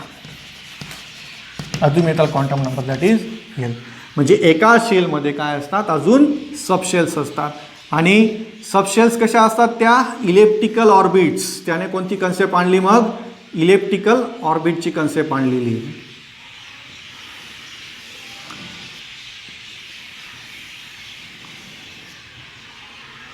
ओके, ही इलेप्टिकल ऑर्बिटची कन्सेप्ट कोणी आणलेली आहे, सॉमरफील्डने. म्हणजे एका सबशेलमध्ये अजून डिफरंट सबशेल्स असतात, but electron is revolve in that subshells in elliptical orbits. कोणत्या ऑर्बिट्स, कशा शेपमध्ये तो रिव्हॉल्व होत असतो, इलेप्टिकल शेपमध्ये इलेक्ट्रॉन रिव्हॉल्व होत असतो. म्हणजे शेल्समध्ये काय असतात, सबशेल्स असतात, बरोबर. म्हणजेच काय होतं, एका सबशेलमधून आता ही मेन शेल आहे, okay, N is equal to 1, okay. याच्यात एल इज इक्वल टू काय असतो, 0. ह्या शेलसाठी सुद्धा काय येईल, एन इज इक्वल टू 1च राहील, पण एल इज इक्वल टू काय असणार आहे, 1. त्यानंतर ही सबशेल आहे, हिच्यासाठी एन इज इक्वल टू 1 असेल, पण एल इज इक्वल टू काय असणार आहे, sorry, N is equal to 4 घेऊ आपण, बरोबर. प्रिन्सिपल क्वांटम नंबर 4 असेल तर ॲझ्युमिथल क्वांटम नंबरच्या 4 व्हॅल्यूज असतील. n-1, L is equal to काय असतो, n-1, N is equal to 4-1 means 3. Azimuthal quantum नंबरची व्हॅल्यू काय असणार आहे, 3 असणार आहे. ठीक आहे. मग फोर्थ शेल जर असेल, फोर्थ शेलमध्ये काय असतील, 4 सबशेल असणार आहेत. 4 सबशेल, मग ही पहिली सबशेल, तर दुसरी, तिसरी, बरोबर, ही चौथी. मग इलेक्ट्रॉन ह्या पहिल्या सबशेलमधून ग्राउंड सबशेलला येईल, त्यानंतर थर्ड सबशेलमधून फोर्थ सबशेलला येईल. तेव्हा पण काय मिळणार आहे, रेडिएशन इमिट होईल. तेव्हा लाईन, म्हणजे ती एक जी लाईन होती त्या लाईनमध्ये जवळ स्मॉल्स लाईन अगदी जवळ आलेल्या दिसल्या. Okay, lines are very closely placed together. त्या स्पेसिंग खूप कमी होती, खूप स्मॉल्स लाईन जवळ आल्या. त्या कशामुळे आलेल्या होत्या, हे जे इलेक्ट्रॉन्स आहेत एका सबशेलमधून दुसऱ्या सबशेलला जेव्हा इलेक्ट्रॉन जाईल तेव्हा सुद्धा रेडिएशन ॲब्सॉर्ब होत होतं किंवा इमिट होत होतं, आणि त्याच्यामुळे सुद्धा लाईन्स मिळत होत्या. मग ह्या लाईन्स, हे सॉमरफील्डने ही कन्सेप्ट इंट्रोड्यूस केली इलेप्टिकल ऑर्बिटची, आणि त्याने एक सबशेल्सची कन्सेप्ट आणली, आणि तिथे एक क्वांटम नंबर इंट्रोड्यूस झाला, that is subsidiary quantum number or azimuthal quantum number. त्यानंतर Zeeman effect.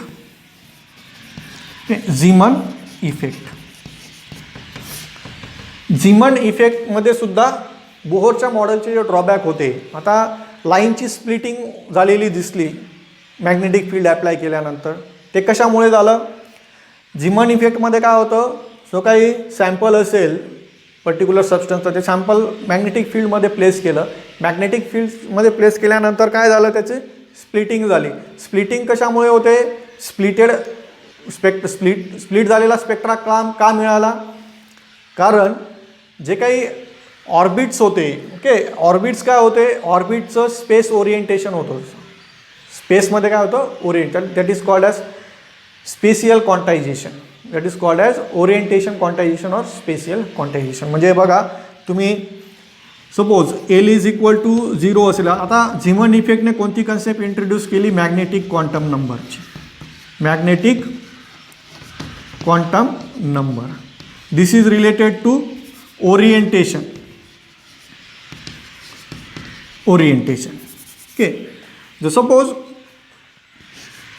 L is equal to 0 असेल तेव्हा एनची व्हॅल्यू पण काय असणार आहे, 0 असेल. L is equal to 1, L is equal to 1. आता एल इज इक्वल टू 0 म्हणजेच काय, S subshell. L is equal to 1 means what, P subshell. पीसाठी 2 व्हॅल्यू असतात आपल्याकडे, बरोबर आहे ना. पीसाठी 2 व्हॅल्यू असतात एमच्या. एम इज इक्वल टू काय असतं, 1 + 1 0 -1. आता बघा पी आपण असं लिहितो बघा, P orbital 1 2 3 +1 0 -1, P x P Y P Z. म्हणजे हा जो काही इलेक्ट्रॉन असेल, हा इलेक्ट्रॉन जर पी शेलमध्ये असेल, पी शेलमध्ये अजून पी सबशेलमध्ये असेल, पी सबशेलचे किती ऑर्बिटल असतात? 3 ऑर्बिटल असतात. मग इलेक्ट्रॉन असा एक्स ॲक्सिसला राहील किंवा मग वायला जाईल किंवा इकडे झेडला जाईल. म्हणजे हे जे ओरिएंटेशन असतं, हे ओरिएंटेशन असं काय, कसं असं क्वांटायझेशन असतं. म्हणजे इलेक्ट्रॉन इथून ह्या पर्टिक्युलर ओरिएंटेशनमधून डायरेक्ट इकडे जाईल, इथे मध्ये थांबणार नाही. त्यानंतर ह्या पर्टिक्युलर ओरिएंटेशनमधून इथे जाईल किंवा ह्या पर्टिक्युलर ओरिएंटेशनमधून या साईडला जाईल किंवा ह्या ओरिएंटेशनमधून डायरेक्टली ह्या ओरिएंटेशनला जाईल. This is called as quantization of orientation. Okay. मग जेव्हा इलेक्ट्रॉन एका पर्टिक्युलर ओरिएंटेशनमधून दुसऱ्या पर्टिक्युलर ओरिएंटेशनला जेव्हा जाणार आहे, तेव्हा सुद्धा काय होणार आहे? रेडिएशन इमिट होणार आहे. तेव्हा एक पर्टिक्युलर लाईन, म्हणजे तेव्हा काय मॅग्नेटिक फील्ड अप्लाय केल्यानंतरच असं होणार आहे.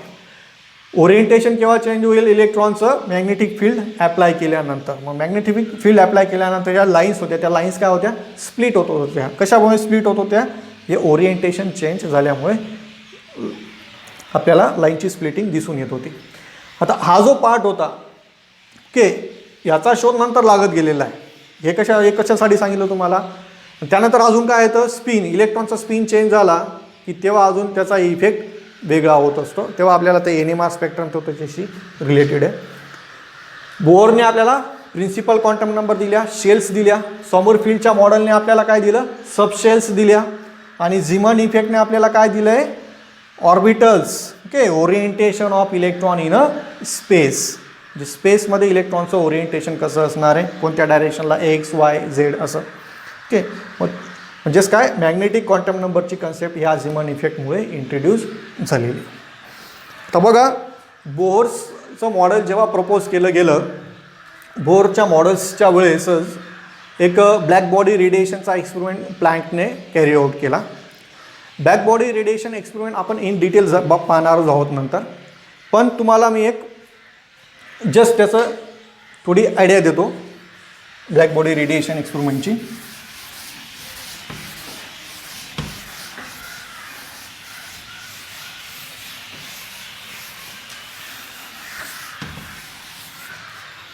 So up to the Bohr model, जे बोर्सचं मॉडेल जे डिस्कवर केलं गेलं, म्हणजे डिस्कवर करायची सुरुवात होत होती, तोपर्यंत क्लासिकल मेकॅनिक्सचा यूज केला जायचा. बरोबर. Classical mechanics.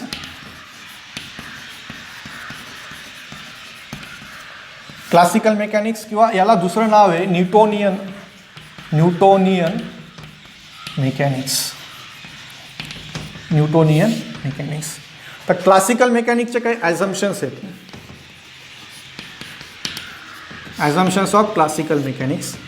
First assumption of classical mechanics is it is possible to determine both position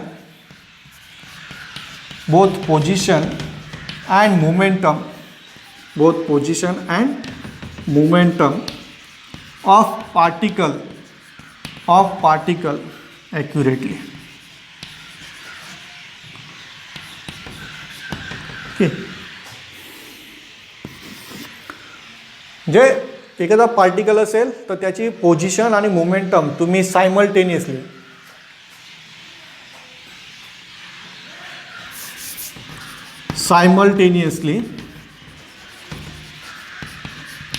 and accurately. Simultaneously म्हणजे काय? पोझिशन डिटरमाइन केली, लगेच तुम्ही मोमेंटम म्हणजेच काय? तर मास इंटू वेलॉसिटी म्हणजे मोमेंटम. म्हणजेच तुम्ही काय डिटरमाइन करू शकतात? वेलॉसिटी. मास तर कॉन्स्टंट असणार आहे, चेंज काय होणार आहे? फक्त वेलॉसिटी. ओके. पण एखादा पार्टिकल जर मोशनमध्ये असेल तर त्याची पोझिशन आणि मोमेंटम म्हणजेच वेलॉसिटी तुम्ही सायमल्टेनियसली डिटरमाइन करू शकता. ते पण ॲक्युरेट डिटर्मिनेशन होऊ शकतं, असं क्लासिकल मेकॅनिक्स म्हणताय. ओके. त्यानंतर energy position and momentum can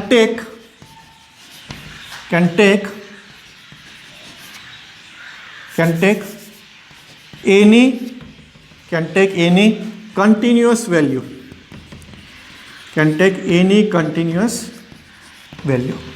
म्हणजे एनर्जी, पोझिशन, मोमेंटम यांच्या व्हॅल्यूज सेम असणार आहेत, कंटिन्युअस व्हॅल्यू असणार आहेत, त्या चेंज होणार नाही, असं क्लासिकल मेकॅनिक्स म्हणत आहे. त्यानंतर according to classical mechanics there are only two models to explain any property, to explain any property, that is wave and particle, and both are different concept, both are different concepts होता.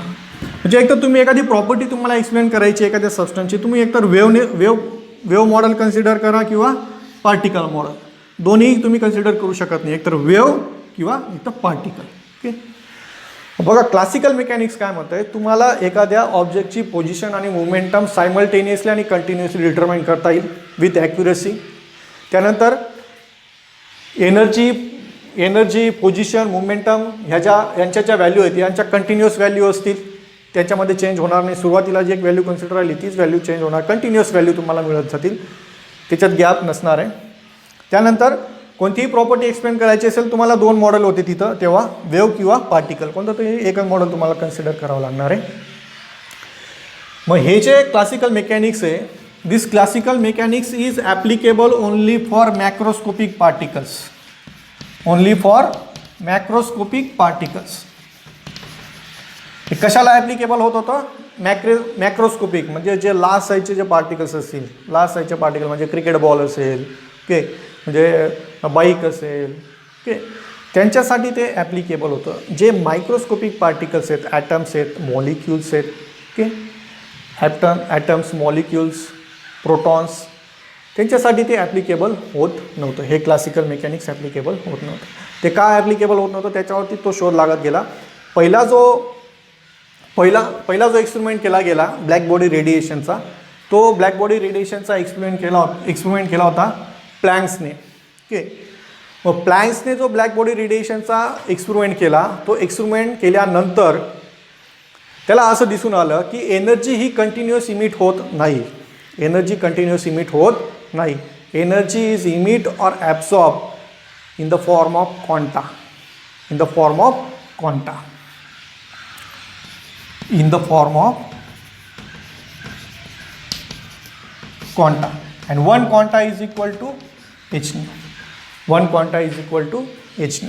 म्हणजे energy, classical mechanics काय म्हणत आहे, energy अशी continuous value असणार आहे एनर्जीची, ठीक आहे, कंटिन्युअस इमिशन होईल. पण ब्लॅक बॉडी रेडिएशन एक्सपेरिमेंटमध्ये प्लँकला असं दिसून आलं की एनर्जी अशी कंटिन्युअस इमिट न होता कशी इमिट होत होती, in the form of packet, in the form of packet, म्हणजे एका पॅकेटच्या फॉर्ममध्ये. Okay, quanta, it is called as quantization of energy. छोट्या छोट्या पॅकेटच्या फॉर्ममध्ये एनर्जी इमिट होत होती. म्हणजे एनर्जी कंटिन्युअसली इमिट झाली का, नाही, एनर्जी पॅकेटच्या फॉर्ममध्ये असणार. म्हणजे ब्लॅक बॉडी रेडिएशनचे जे रिझल्ट्स होते इन डिटेल आपण नंतर पाहणार आहे, तुम्ही फक्त एक ब्रीफली हे लक्षात ठेवा. ब्लॅक बॉडी म्हणजे क्वांटम मेकॅनिक्सची सुरुवात कुठून झाली, ब्लॅक बॉडी रेडिएशनचे जे रिझल्ट्स होते एक्सपेरिमेंटचे, त्या एक्सपेरिमेंटचे रिझल्ट्स क्लासिकल मेकॅनिक्सच्या ॲझम्पशनच्या बेसिसवरती एक्सप्लेन करता आले नाहीत. क्लासिकल मेकॅनिक्स म्हणतात की एनर्जीची एक कंटिन्युअस व्हॅल्यू असणार आहे, पण ब्लॅक बॉडी रेडिएशनचा जो एक्सपेरिमेंट केला प्लँक्सने, त्याच्यात असं दिसून आलं की ब्लॅक बॉडी जी एनर्जी इमिट करत होती ती एनर्जी पॅकेटच्या फॉर्ममध्ये इमिट करत होती. ओके, पॅकेटच्या फॉर्ममध्ये one packet this is called as quanta, त्याला काय नाव दिलं त्याने, क्वांटम. ओके, मग त्या एका क्वांटमची एनर्जी किती आहे, E is equal to h nu consider केलेली. मग एनर्जी पॅकेटच्या फॉर्ममध्ये इमिट होते असं प्लँक्सने ते सांगितलं आणि प्लँक्सने इक्वेशन दिलं, E is equal to h nu. प्लँक्सने हा जो रिसर्च होता, Planck's publish his research in a one conference in at 14 December 1900. 14 December 1900, 14 December 1900 मध्ये या दिवशी प्लँक्सने आपला जो काही रिझल्ट होता ब्लॅक बॉडी रेडिएशनचा तो त्याने प्रपोज केला आणि त्याने क्लासिकल मेकॅनिक्सचे जे काही ॲझम्पशन्स होते त्याला चॅलेंज केलं की एनर्जी कंटिन्युअस इमिट न होता एनर्जी पॅकेटच्या फॉर्ममध्ये डिसकंटिन्युअसली इमिट होत असते. Energy emitted discontinuously in the form of packet and one packet is called as quantum and it is called as हा क्वांटा काय आहे फ्युरल फॉर्म आहे. क्वांटम हा सिंगल फॉर्म आहे. So energy of one quantum is equal to h nu. Okay. So this is, you can say, this is at this 14 December 1900 is the birth of quantum mechanics. Quantum मेकॅनिक्सचा जन्म केव्हा झाला 14 डिसेंबर 1900ला जेव्हा प्लँक्सने आपला शोध एका कॉन्फरन्समध्ये पब्लिश केला. तिथून क्वांटम मेकॅनिक्सला सुरुवात झालेली आहे. मग क्वांटम मेकॅनिक्सच्या अकॉर्डिंग अजून काही जे रिझल्ट्स होते.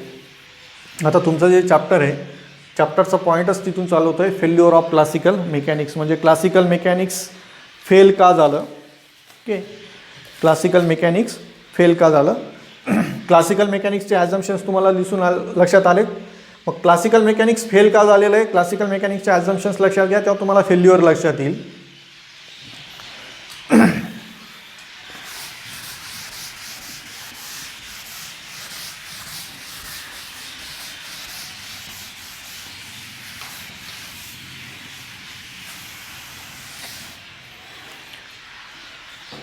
क्लासिकल मेकॅनिक्सचा एक इम्पॉर्टंट पॉईंट काय होता. क्लासिकल मेकॅनिक्समध्ये तुम्हाला एखाद्या प्रॉपर्टीची व्हॅल्यू प्रॉपर्टी असेल त्याचं नेचर तुम्ही एक तर वेव्ह कन्सिडर करू शकता. म्हणजे लाईट आहे, सपोज लाईट आहे, लाईटचं नेचर एक तर तुम्ही वेव्ह कन्सिडर करा किंवा म्हणजे पण त्यावेळेस काय होतं लाईट हे वेव्ह नेचर आहे असं कन्सिडर केलेलं होतं. पण म्हणजे लाईट तुम्ही पार्टिकल कन्सिडर करू शकत नाही, फक्त वेव्ह कन्सिडर करावं लागेल. पार्टिकल कन्सिडर केलं तर फक्त पार्टिकलच कन्सिडर करावं लागेल, वेव्ह कन्सिडर करता येणार नाही. मग त्यावेळेस क्लासिकल मेकॅनिक्सच्या अकॉर्डिंग लाईटचं नेचर कन्सिडर केलं होतं वेव्ह. ते वेव्ह नेचर कन्सिडर केलेलं होतं. मग हे फेल्युअर कसं झालं आहे classical mechanics. Failure of classical mechanics.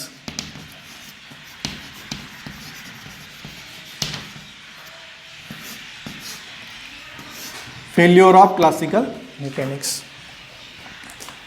पहिला जो एक्सपेरिमेंट होता तो तुम्हाला सांगितला आम्ही black body radiation experiment.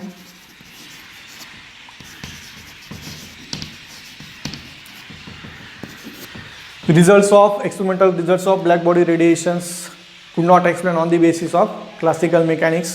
That's why classical mechanics is failed here. आणि इथूनच क्वांटम मेकॅनिक्सची सुरुवात झालेली.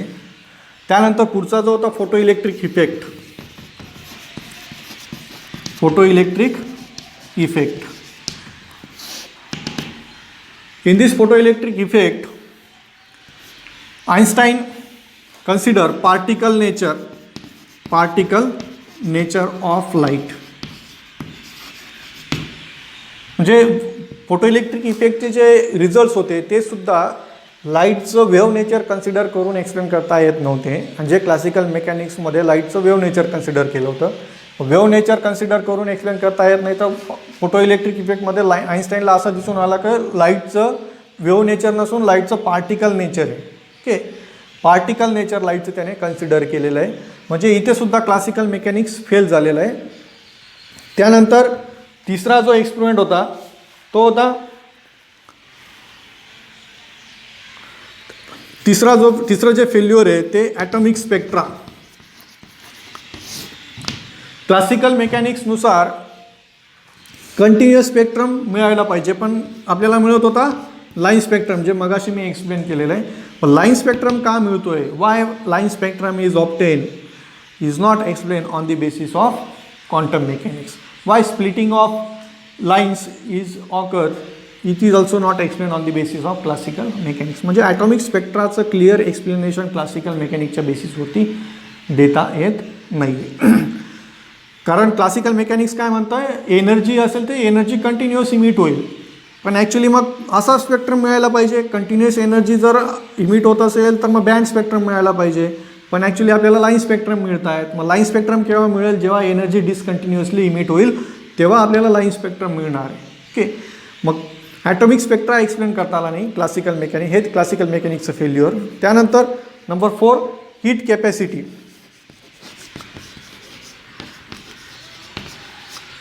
Heat capacity. आता हीट कॅपॅसिटी काय आहे? Heat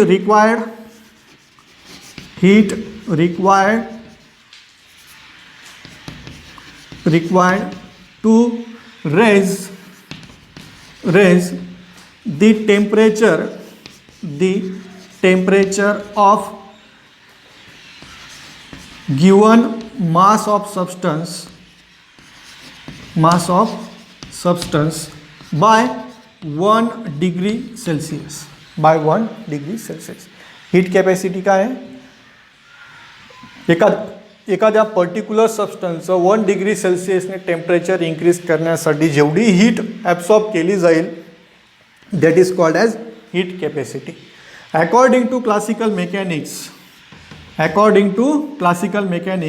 heat capacity is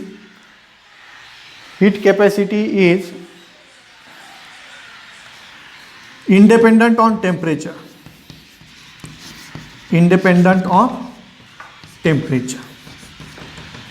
heat capacity ही टेम्परेचरवरती डिपेंड नाही आहे, असं कोण म्हणत आहे? क्लासिकल मेकॅनिक्स म्हणत आहे. बट ॲक्च्युली ते रॉंग आहे. ओके, ॲक्च्युली ते रॉंग आहे. It is depend on temperature. हे कसं आहे हे सुद्धा क्लासिकल मेकॅनिक्सला एक्सप्लेन करता आलेलं नाही आहे.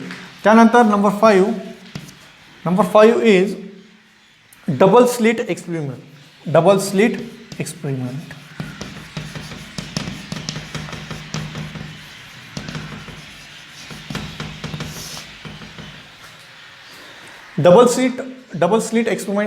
carried out केलेला होता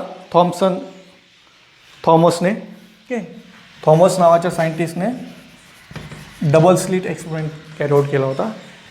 2 स्लिट्स होत्या. Okay,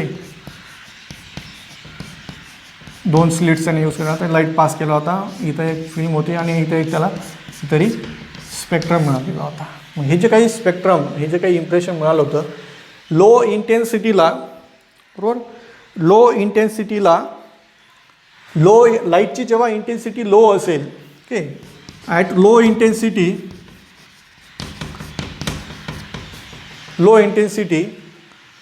the results of this double slit experiment are explained on the basis of by considering particle nature. जे ह्या एक्सपेरिमेंटचे काही रिझल्ट्स होते ते रिझल्ट्स लो इंटेन्सिटी लाईटची इंटेन्सिटी लो असेल त्यावेळेस ते रिझल्ट्स लो इंटेन्सिटीला जे काही रिझल्ट्स मिळाले असतील या एक्सपेरिमेंटचे ते रिझल्ट्स लाईटचं पार्टिकल नेचर कन्सिडर करून एक्सप्लेन करता येत होते. आणि हाय इंटेन्सिटीचे जे रिझल्ट्स होते ते वेव्ह नेचर कन्सिडर करून एक्सप्लेन करता येत होते. ते कोणतं नेचर कन्सिडर करून एक्सप्लेन करता येत होते? वेव्ह नेचर कन्सिडर करून एक्सप्लेन करता येत होते. मग इथे सुद्धा क्लासिकल मेकॅनिक्स फेल झालेलं आहे. क्लासिकल मेकॅनिक्समध्ये तुम्ही एक तर वेव्ह कन्सिडर करा किंवा एक तर पार्टिकल, ड्युएल चालणार नाही. पण इथे तर आपल्याला पार्टिकलचे 2 नेचर, लाईटचे 2 नेचर कन्सिडर करून आपल्याला त्या एक्सपेरिमेंटचे रिझल्ट्स एक्सप्लेन करता येत आहेत. हे काय झालं आहे? क्लासिकल मेकॅनिक्सचं एक फेल्युअर झालेलं आहे. त्यानंतर पुढचा जो होता Heisenberg uncertainty principal.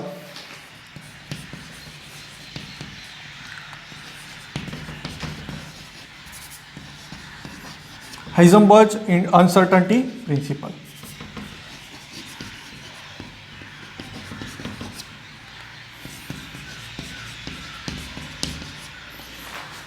We will explain or we will discuss in detail Heisenberg uncertainty principle later on.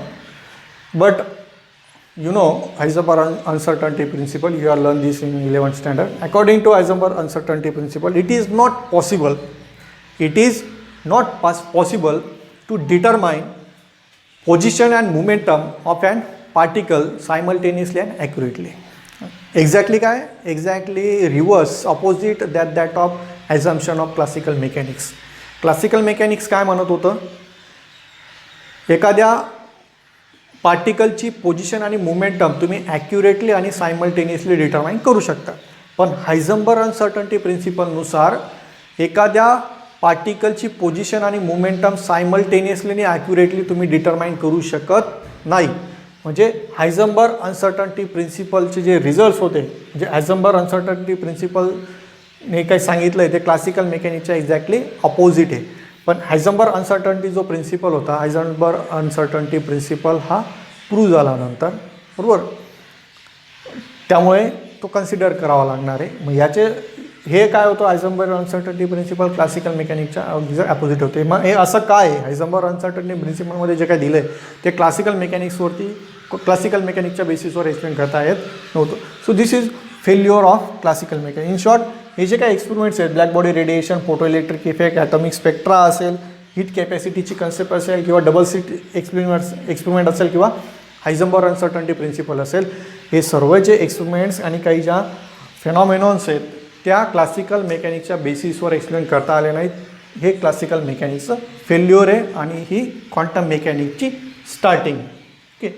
तर ॲक्च्युली क्वांटम मेकॅनिक्समध्ये काय आहे, क्वांटम मेकॅनिक्समध्ये त्यानंतर बघा आपण बोर्सपर्यंत आलो होतो, बरोबर. बोर्सनंतर सॉमरफील्डचं मॉडेल आणि त्यानंतर त्या झिमन इफेक्टपर्यंत गेलो होतो. बोर्सने आपल्याला प्रिन्सिपल क्वांटम नंबर म्हणजे शेलची इन्फॉर्मेशन दिली, सॉमरफील्डने आपल्याला सबशेल्सची इन्फॉर्मेशन दिली, म्हणजे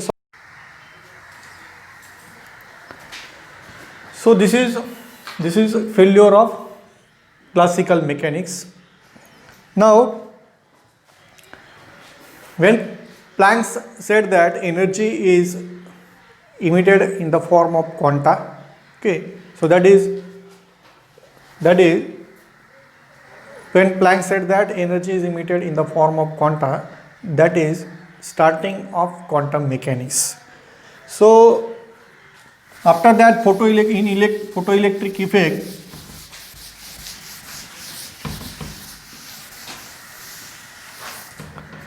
in photoelectric effect, Einstein suggests the particle nature of light, and later on Compton in his experiment confirmed the particle nature of light which is suggested by Einstein. So on the basis of these experiments and also on the basis of atomic spectra which is obtained from the some atoms, light has dual nature. It was confirmed that light has dual nature. Light has dual nature, that is wave as well as particle. Wave as well as particle. This is quantum mechanics. Okay.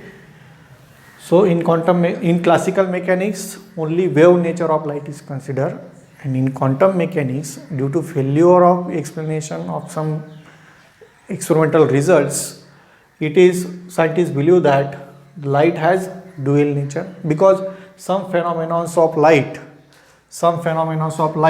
explained by considering wave nature. For example, you can reflection,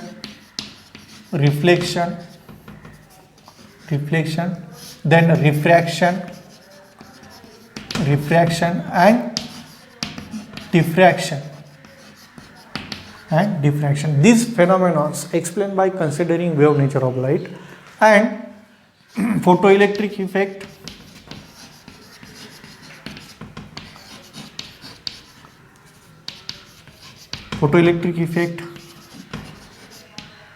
Compton effect is explained by considering particle nature of light.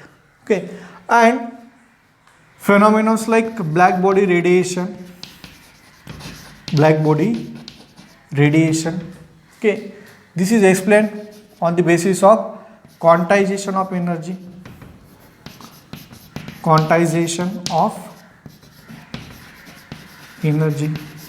black body radiation, atomic spectra,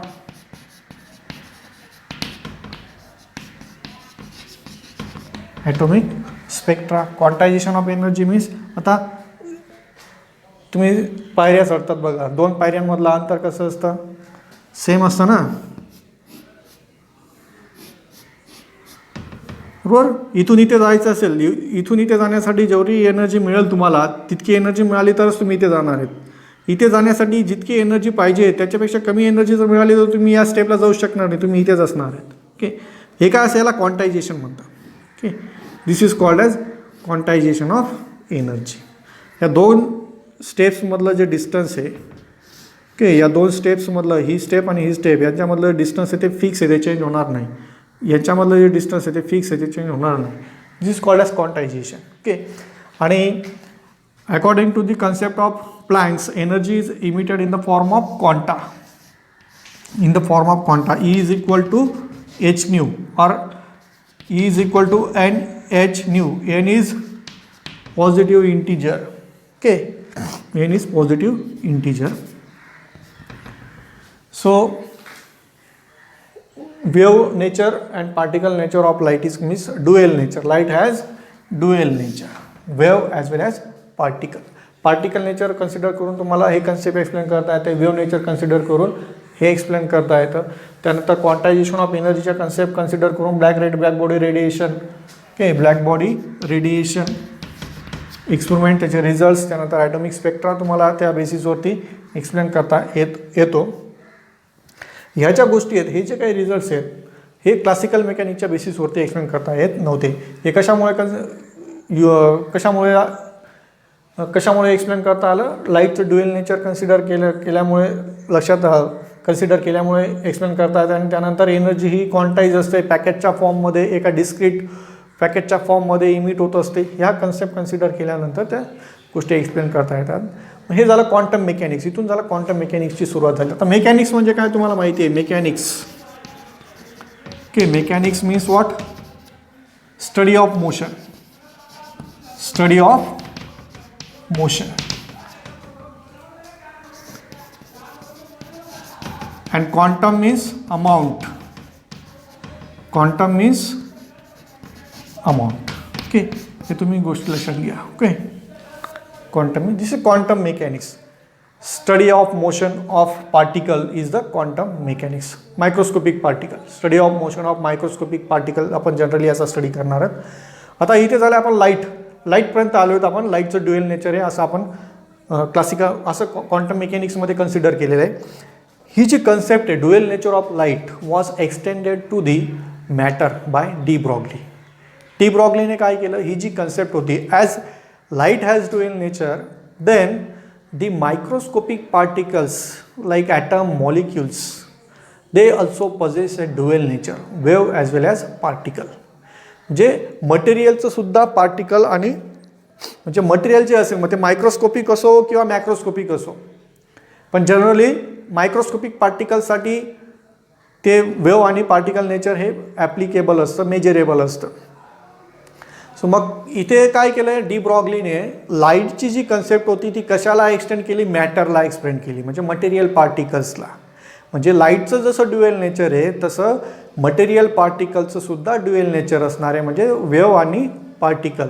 okay, he concept तिथे extend झालेली आहे आणि इथून पुढे खरं quantum mechanics start झालेलं आहे.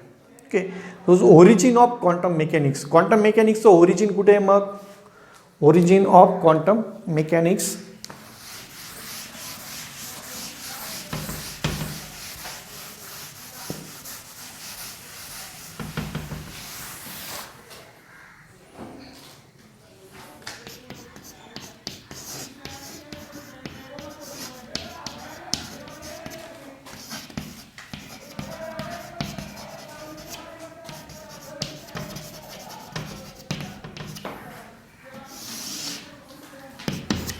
First, black body radiation experiment. Okay, black body radiation experiment. Black body radiation experiment consider quantization of energy. Means energy is emitted in the form of quantum or in the form of quanta. Later on, photoelectric effect. Photoelectric effect, and then Compton effect.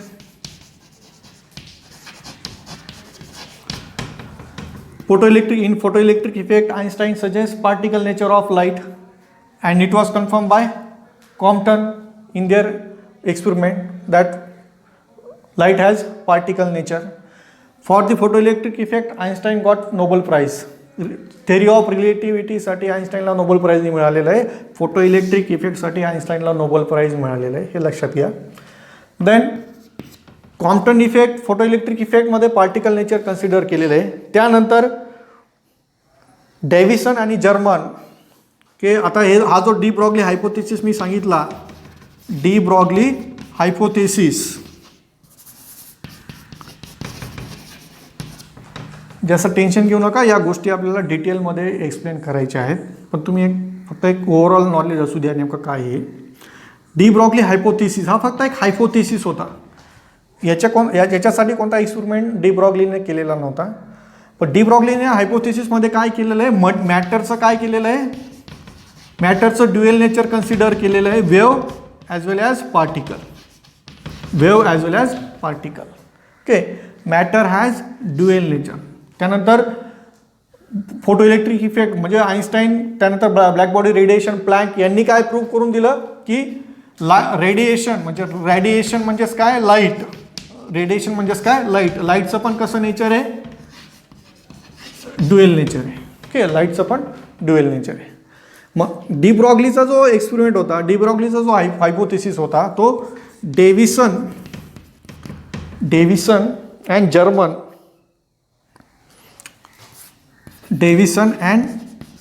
Germer यांनी जो experiment केला, त्या एक्सपेरिमेंटमध्ये त्यांनी prove करून दिलं की मॅटरचं wave आणि particle असे दोन्हीही नेचर्स असतात.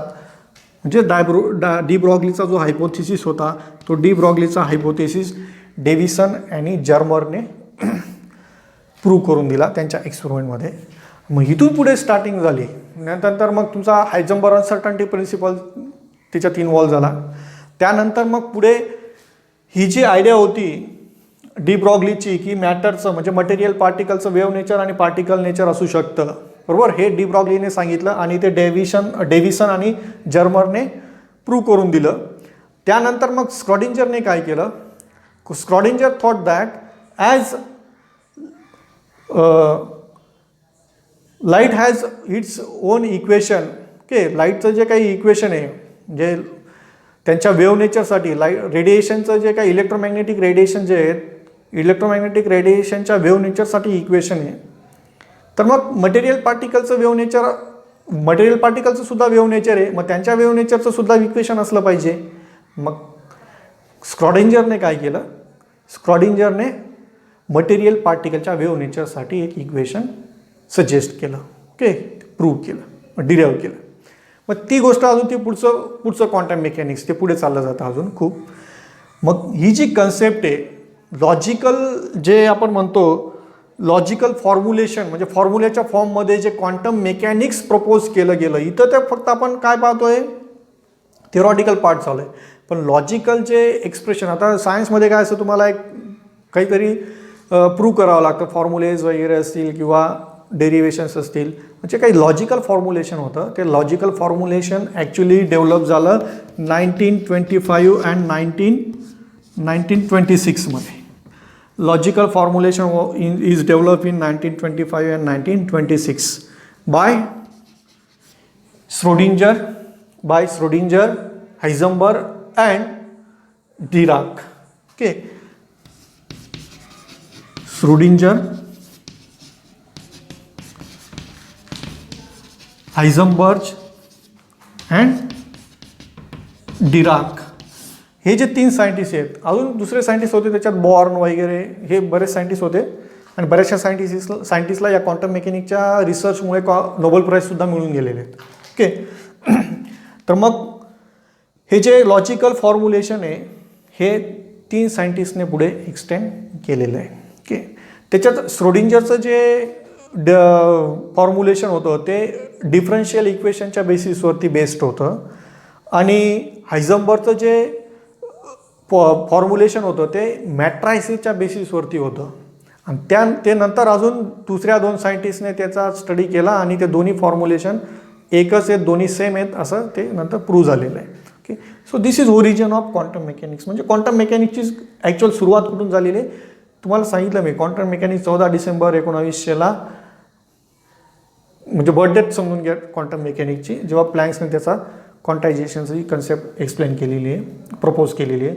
मग photo electric effect, Compton effect, त्यानंतर डी ब्रॉग्लीचा हायपोथेसिस, त्यानंतर हायझनबर्गचा प्रिन्सिपल आहे आणि त्यानंतर मग पुढे श्रोडिंजर वगैरे हायझनबर्ग यांनी आपले फॉर्म्युलेशन्स जे प्रपोज केलेले आहेत तिथून क्वांटम मेकॅनिक्सची सुरुवात होते. Okay, so this is all about the introductory part. Then failure of classical mechanics and origin of quantum mechanics. Okay, मग क्वांटम मेकॅनिक्स बेसिक डिफरन्स काय आहे क्लासिकल मेकॅनिक्स आणि क्वांटम मेकॅनिक्समधला? तर क्लासिकल मेकॅनिक्समध्ये मॅक्रोस्कोपिक पार्टिकलचा स्टडी केला गेला मेजरली, म्हणजे न्यूटन्सचे जे लॉज होते त्या न्यूटनच्या लॉच्या बेसिसवरती स्टडी केला गेला क्लासिकल मेकॅनिक्समध्ये, बरोबर. मग तो कशाला ॲप्लिकेबल होता? फक्त मॅक्रोस्कोपिक पार्टिकल्सला. आणि क्वांटम मेकॅनिक्समध्ये जो स्टडी होतो आहे तो कोणत्या कशाला ॲप्लिकेबल आहे? मायक्रोस्कोपिक पार्टिकल्सला. आणि क्वांटम मेकॅनिक्समध्ये लाईटचं ड्युएल नेचर कन्सिडर केलेलं आहे, वेव्ह आणि पार्टिकल. तसंच त्याच बेसिसवरती मटेरियल म्हणजे मॅटरचं सुद्धा ड्युएल नेचर क्वांटम मेकॅनिक्समध्ये कन्सिडर केलेलं आहे, वेव्ह आणि particle. Okay, so this is all about the introduction part. Okay, thank you.